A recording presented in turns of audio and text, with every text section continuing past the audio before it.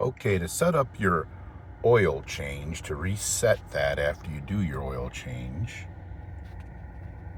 all you have to do is simply go over to your selector here, page, keep pressing that until you get to your user settings. You're going to go scroll down until you get to convenience.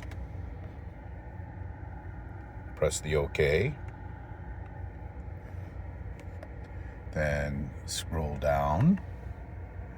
Service interval. Press your OK. There's your service intervals. Adjust the intervals. If you go to that one, you'll adjust the time or distance of your oil changes.